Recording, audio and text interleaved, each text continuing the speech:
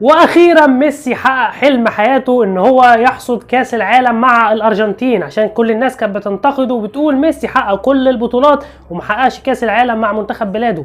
ميسي النهارده اخيرا بيتوج بكاس العالم، يعني فرحة كبيرة جدا لميسي. وزي ما بيقول عصام الشوال يا كاتب التاريخ لا تغلق الصفحات، لا النهاردة يا كاتب التاريخ اغلق الصفحات. ميسي افضل لاعب على مر التاريخ في كرة القدم، عمل كل حاجة في كرة القدم، ابداع. النهاردة مباراة قوية جدا. لو كاس العالم ده كله، مباراة كاس العالم دي كلها في جنب، ومباراة النهاردة مباراة قوية جدا ان الارجنتين تبقى كسبانة 2-0، يرجع امبابي ويعمل رقم قياسي النهاردة ويسجل هدفين، هدف في الدقيقة 80 وهدف في الدقيقة 81 بالظبط. في 97 ثانية امبابي بيسجل هدفين ويبقى اسرع لاعب سجل هدفين في كاس العالم بعد الظاهرة رونالدو.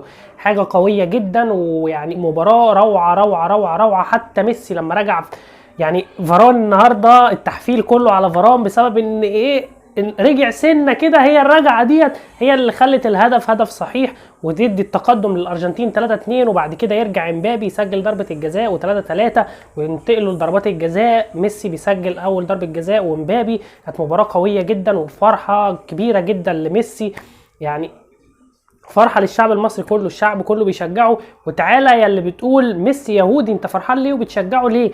بتوع فرنسا دول شتمونا وشتموا الرسول عليه افضل الصلاه والسلام، وناس كتير انتقدتهم، وناس كتير ما بتشجعهمش بسبب الموضوع دوت. ما ندخلش السياسه في الكوره او ما ندخلش الدين في الكوره، ولكن ده غلط. انت تشجع واحد شتم الرسول عليه افضل الصلاه والسلام.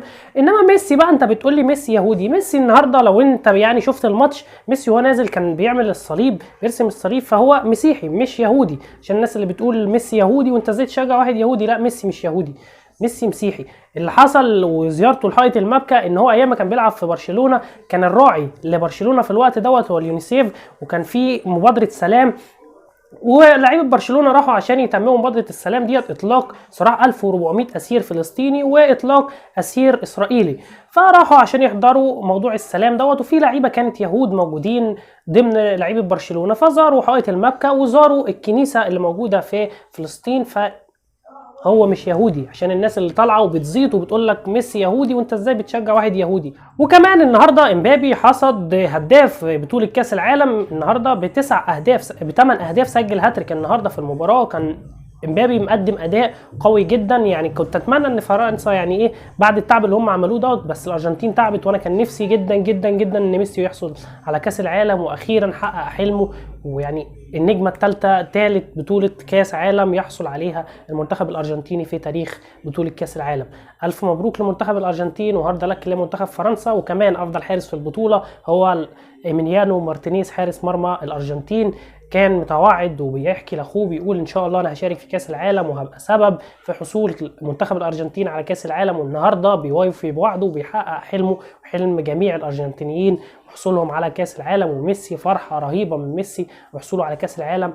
الف مبروك ويستحقوا الفرحه ديت. ميسي لاعب موهوب، لاعب قوي جدا. ويعني اللي هيتكلم على ميسي او هيحطه في مقارنه بعد كده الصراحه يعني ايه، يبقى انت ما بتفهمش حاجه. ميسي ما يقارنش بحد بعد كده، افضل لاعب في تاريخ كره القدم. بس يا جماعه بكده يكون خلاص فيديو النهارده. لو انت لسه جديد في القناه ما تنساش تدعمنا باللايك، اشترك في القناه وفعل زر الجرس عشان يوصلك كل جديد. ومن غير ما اطول عليكم